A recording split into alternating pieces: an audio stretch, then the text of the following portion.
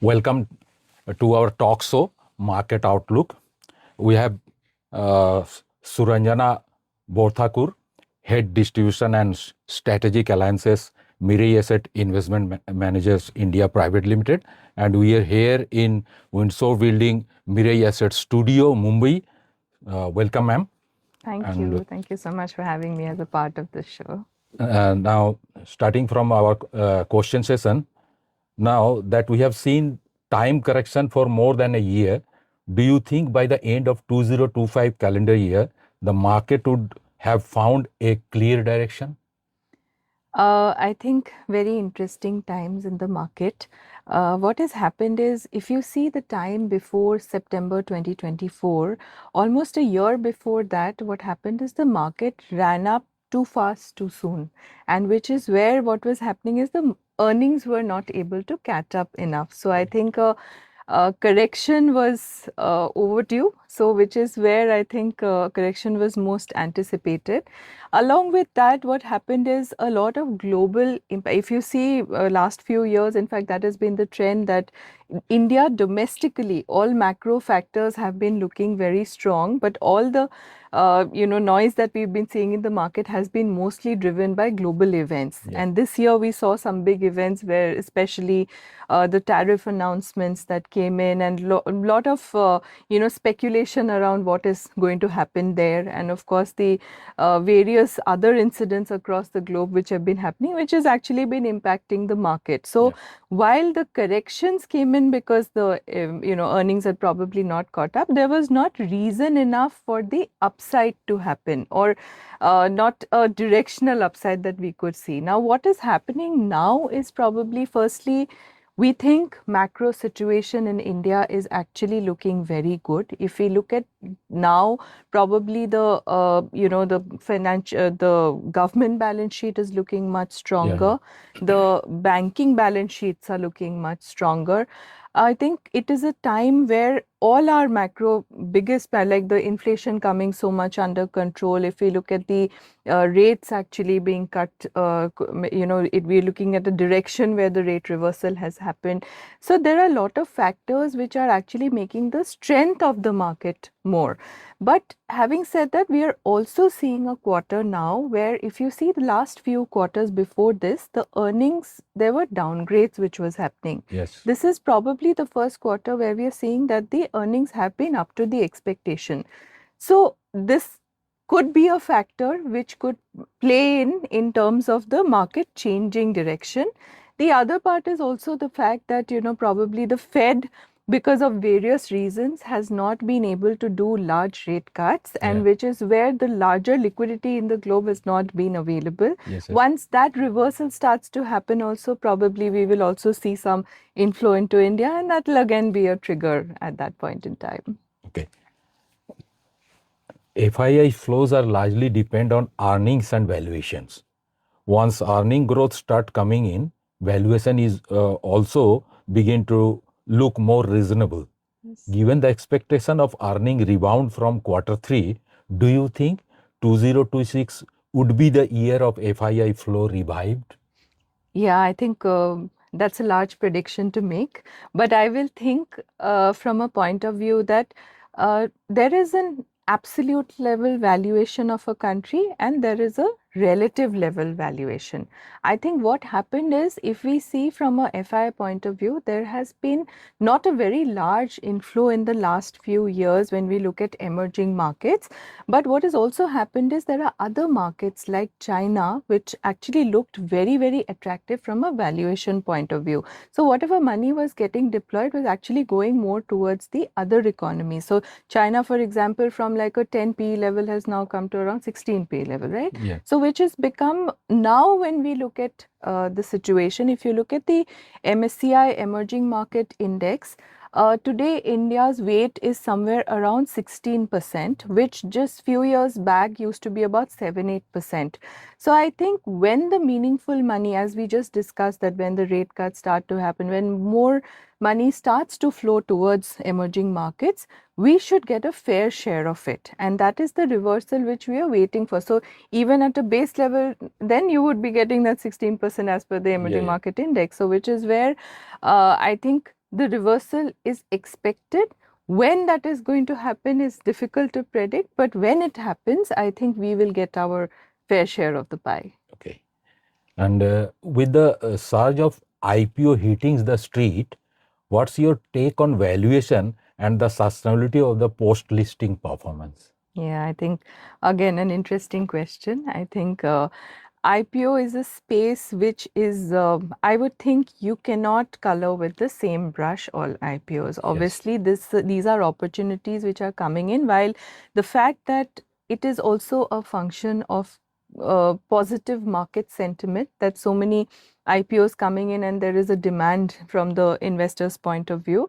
But when you look at actually investing in them, I think from an investor's point of view, they should differentiate between the good and the bad right now, because they are all won't be making money from here.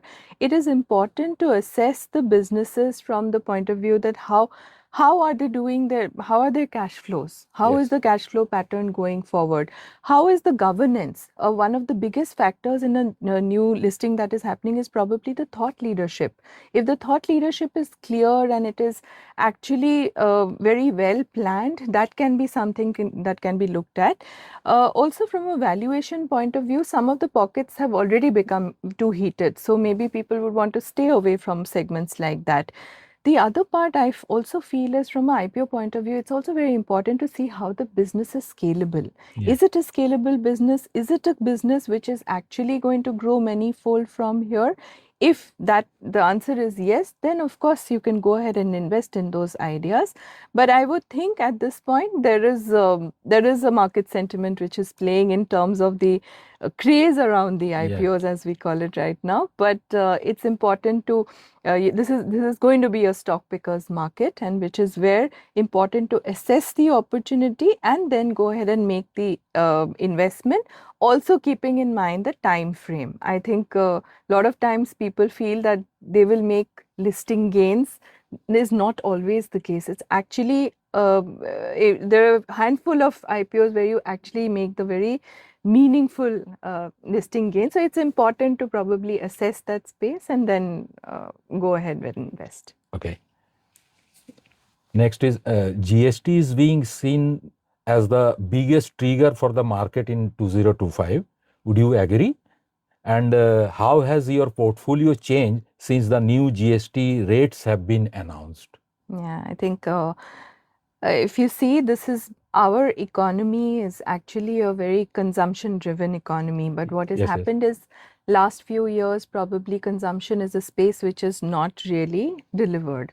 So I think it was top of the mind for both government as well as the central bank to give certain push from their end. So if we see starting from probably the budget this year, where there were announcements made on the tax cuts, which was happening more money in the hands of investors. I think the interest rate cuts which have happened, the 100 basis point cut which has happened there, any EMI that somebody was running has become lesser, so which is why more money in the hands of the investor again.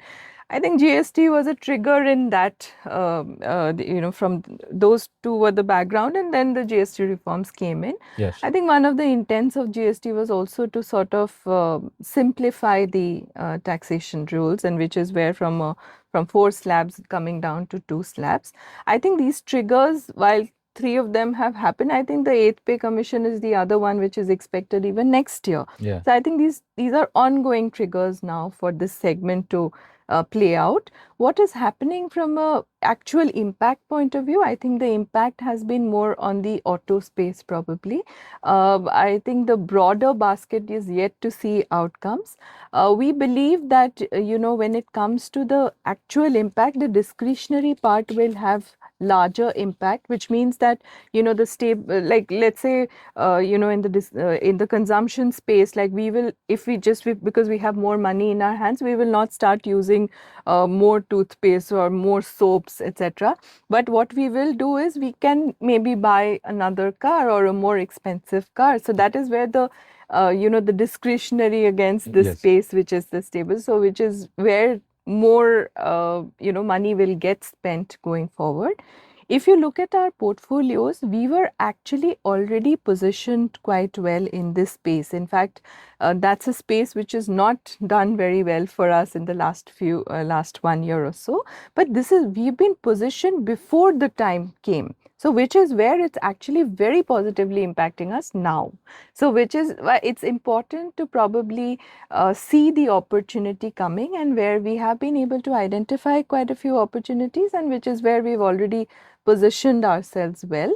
And that's what is starting to play out now. Hopefully this trend will also continue to stay. Okay. And next question is, ma'am, what is the product evolution journey in our industries? How should distributor approach the space? Yeah, so this is a journey again, which is, it's actually evolving very quickly. I would think that from an investor point of view also, if you see, people are not just looking at investing as a transaction, they are looking at solutions. Yes. So which is where people are looking at identifying goals, they're looking at planning towards those goals, and which is where they're open to newer ideas, they are open to space where they are able to actually get into newer segments altogether, which is where you see that firstly, we used to always talk about active versus passive in our industry. Yeah. Today, the communication is not active versus passive. Everybody is discussing active and passive. Everybody, I think, has started to recognize that there is a lot of ideation happening in the passive space, and there is merit in understanding them and seeing what is the requirement of those products and categories in investor portfolio. You would see that the gift city is another segment which is evolving very quickly. There is a lot of investors who are sitting outside, the NRIs and foreign nationals, who want to invest in the India growth story today. Yeah. GIFT is giving the opportunity to invest. They are actually giving an opportunity to come into India and invest in the domestic products, as well as for us, the domestic investors, it's giving a route to send money outside. So if somebody wants to, let's say, plan their children's education abroad, and they want to actually have that hedge against, the journey which will happen from here. So why not take some exposure into products which are available outside? Yeah. So GIFT is giving both these opportunities. We should also think from a point of view that for NRI investors, a lot of times the money which comes in here is a very limited money. They have a lot of assets which are in their domestic currencies lying there, which we are not able to access, which is where GIFT gives an opportunity to access that space as well. So this is a space which is probably going to ideate a lot more products are going to come in. SIF probably is the newest segment, the most talked about segment right now. I think if you see the SIF space, again, the products of each category, while the categories have been well defined, it's within the categories, if you see, each fund house may have a very different way of operating the product or probably positioning the product. Yes. So it's very important from investor point of view to understand the risks associated with these products, because just because it's a new category, we shouldn't go ahead and just pick up any product. I believe understanding the risk, understanding whether that risk profile matches with your risk profile, and then going ahead and taking a call to invest would be a more prudent way of looking at it. But definitely a very heated, interesting space right now, and a lot of ideation would happen in this space. I think gold silver is another part which is becoming one of the most talked about and one of the most interesting segments here. A lot of people are increasing allocations here as well. Okay. Thank you very much, ma'am. Yeah. Thank you. Thank you. Thank you. Thank you.